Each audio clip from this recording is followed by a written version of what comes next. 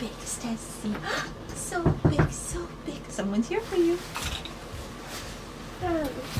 Hey guys, it is Thursday and it's April, so I'm talking about autism. And today I want to talk about some of the tools that can help you if you have any questions at all about your child's development and how it's going. If you have any concerns or worries or anything at all, any basically red flags that are going off in your head that are causing you to wonder, I want to give you the resources that you need to either address those concerns, to either make them go away, or to get you the help, get you and your child the help that you need to go forward and find out what needs to happen next.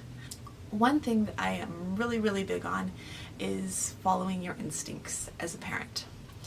And if you find yourself wondering, does my child have a delay?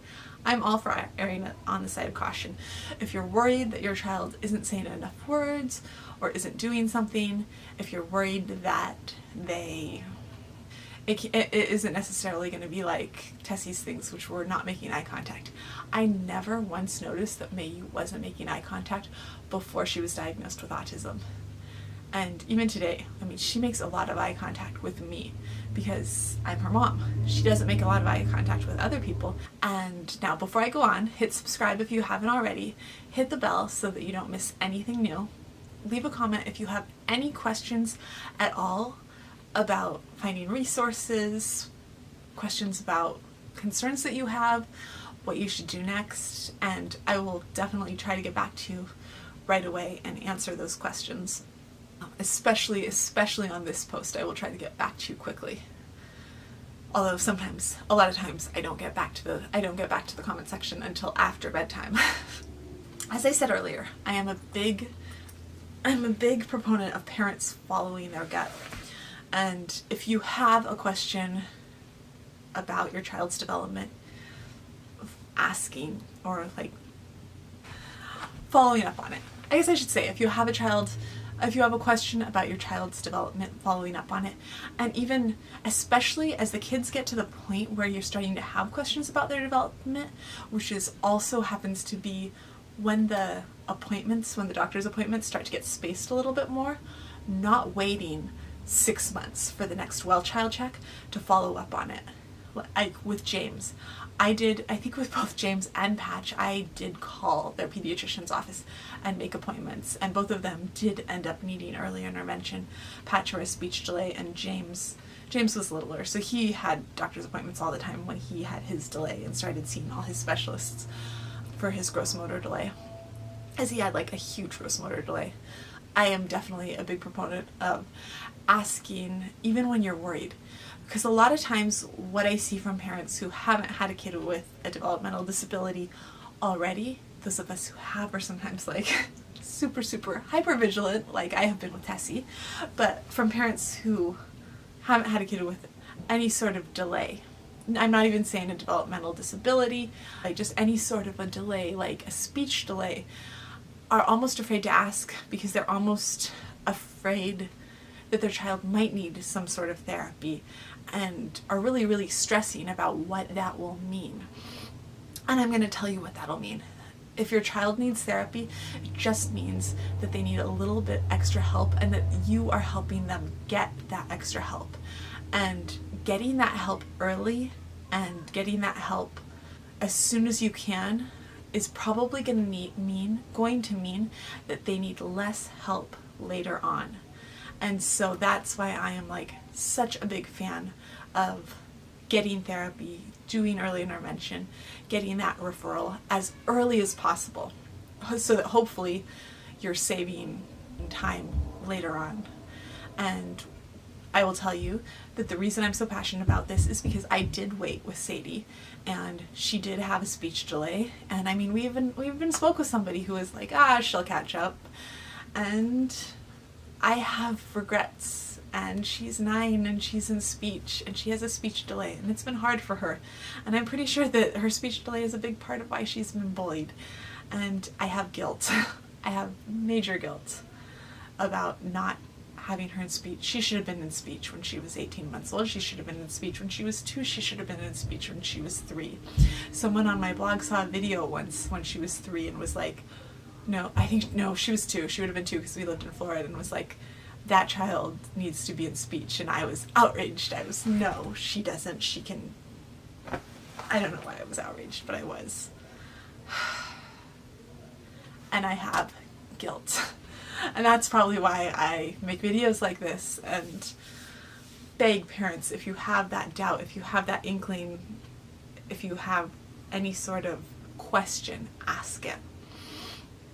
And so now, let's go on to the how to ask it. Okay, so first, if you have that little doubt, my favorite website is, or my favorite like little questionnaire is called the ASQ, the Ages and Stages Questionnaire.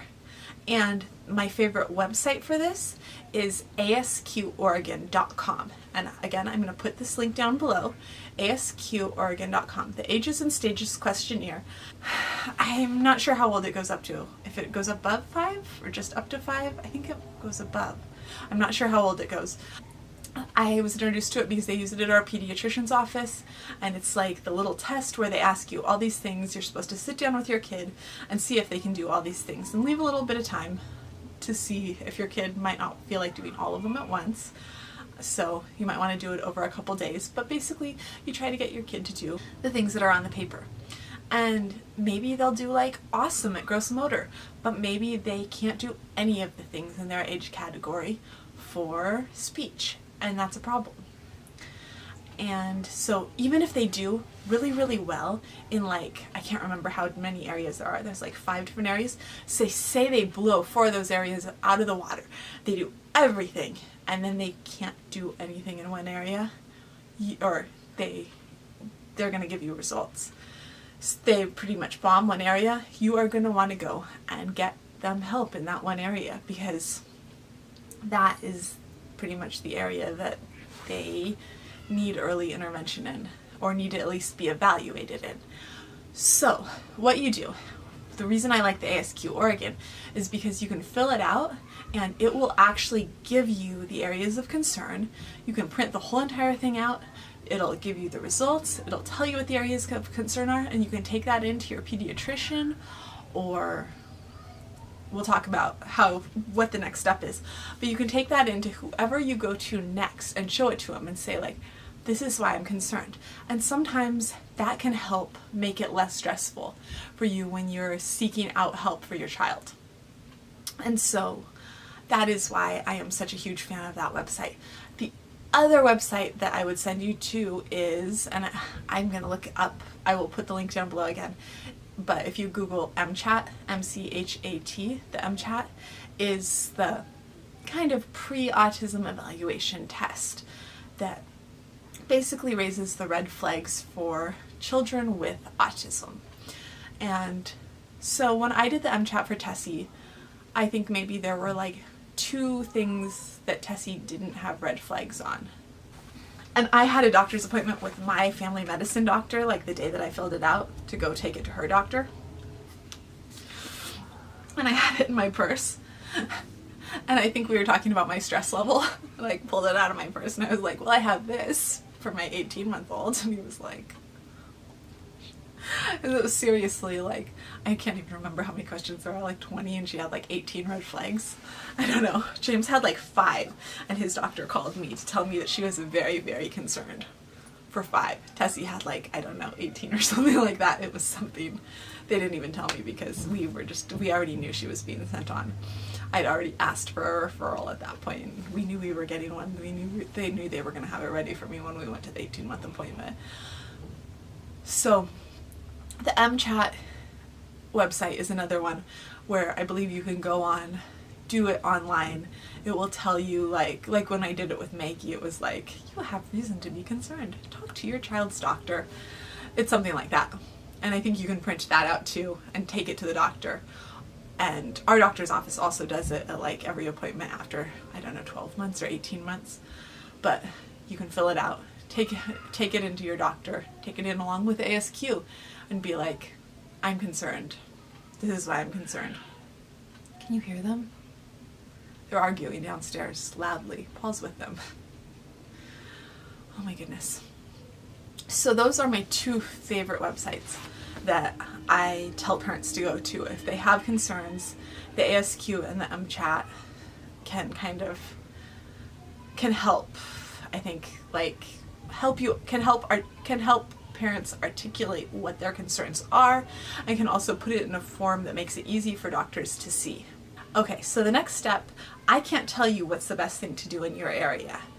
So I can tell you what I would do. When I have a concern about developmental delays, I tell our pediatrician about it. If it was a new concern, I would call and make an appointment and go in. Since ours were ongoing, it was kind of like I keep them posted. But basically, I would also call our state's early intervention program, and we don't need a referral from a doctor's office. So with our kids, with Patrick, I called and made the appointment. With James and Tessie, we were referred from the older kids therapist. So like Patch's therapist referred James, James's therapist referred Tessie. But you can self-refer, which is basically like you go to the website, you call, I think for Patrick it was like an online form that I filled out, and I put my information in, and they called me, and they came to our house, and they evaluated the kids, and the kids qualified because they had more than a 20% delay for Patrick's speech, for James' physical therapy, for Tessie, everything. And that is how therapy started. And for Patrick, he was I think close to 2, around his 2nd birthday. For James, he was 8 months old, I think. For Tessie, she was 2 months old. I think she was starting therapy when she was around 3 months old. And the thing is, when a baby's really, really small, there's not very many milestones. They don't have to miss very many milestones. She was missing a lot of milestones. She was not doing anything. She was just laying there. So, but I can't tell you what the rules are for your state, whether or not it's better where you are to contact your pediatrician or your early intervention program. If you feel like your doctor maybe is dismissive, then I might go on. I might start with a pediatrician, and if I felt like they were dismissive, I might then look into early intervention. But a lot of times the doctor is just going to, our doctor would just say I'm going to refer you to early intervention, and usually I'd already done that, and so that was pretty much it. I'm going to speak to how things are here, and they might be slightly different in other areas. I know with a lot of the parents that I've spoken to, they're more or less the same, and that is if your child's under the age of 3, you're either going to be talking to early intervention or their doctor, or possibly both. Usually I talk to both early intervention and their doctor and see what they say. I tell the doctor their concerns, I tell early intervention my concerns. The doctor does the doctor's evaluation and usually looks at the ASQ, looks at the MChat, and early intervention usually comes into the home and does their evaluation and tells us what the delay is. And with all of our kids, there has been a delay, and what the services are offered. I would pretty much take whatever services are offered, because I would rather do therapies now when they're little and hopefully not have to do as much therapy later on. And that's the basis kind of for early intervention, hoping that you're not going to have to do therapies later on. Like James. James has done all this physical therapy and he does not need therapy anymore. Now, once the kid is 3 years old, now you're usually talking about a school district, and most of the referrals there are going to be to the special education program for the school district, or having an IEP written and going to an IEP meeting for speech, for supports from the school district instead of from the early intervention program. I have never done that. I haven't done that not transitioning from early intervention. When Patrick did it, we had an IEP that was set up by his early intervention therapist that we went to, And then this year he has speech, and that is through his preschool. He's in preschool, and I went to an IEP meeting with his preschool teacher. He got speech. He goes to speech twice a week, and hopefully he'll be finishing up speech, and hopefully he won't need speech when he's older. If they're over 3, it is a little bit of a different process, and instead of being done through an early intervention program, it would be the school district, usually, again speaking in the United States and with my experience in our state, Michigan. And then the other thing is, when you're actually talking about autism testing, apart from like early intervention, that is going to be another thing. And for us, that was basically pushing for Tessie to get in for testing. And one of the ways that I did that was getting her involved in studies that involved testing, that involved us getting a lot of not official diagnostic feedback, but developmental feedback, and being able to get that developmental information back did ultimately speed up her testing, which I did not believe that would possibly happen. Because of my experience with Maggie, like, I knew that everyone was great, but I didn't think that it could be sped up, just based on my experience and all the rules. But when they did see the test results coming back, and her scores that she was scoring developmentally is like a 3-month-old and a 4-month-old in a lot of areas, she did get pushed from August to February for her testing. For our experience, for the way for autism testing was that we had to have a referral from the doctor's office, and then we had to call and get on the list, and it had to be the place, the way that our insurance would allow us to have her tested. And at the same time, I got Tessie on a wait list for the therapy center that I knew that she would be going to, because I knew I wanted her at the same place that Maggie was at. And I'm not sure I would recommend that to anyone. I was really, really confident that Tessie had autism at that point. I would say if your child had like basically an MCHAT that was totally, totally blacked out, you could probably be pretty confident also. And that's pretty much it. This is really aimed at younger ages, at parents who have little kids who are beginning to have questions, and who I would like to encourage to take those questions to your doctor or early intervention program or school district and ask those questions and hopefully get some assistance. Because if you're having that little inkling of a doubt, I say just put the doubt to rest one way or another. If you find out that it's nothing, that's awesome. And if you find out that it's something, you're getting that help for your child, and that is great. Hit subscribe if you haven't already. Leave a comment if you have any questions at all. Again, I will do my best to answer them to the best of my ability, using the experience that I've had with the 5 kids and the various therapies that our kids have been in. I will see you guys tomorrow. Bye.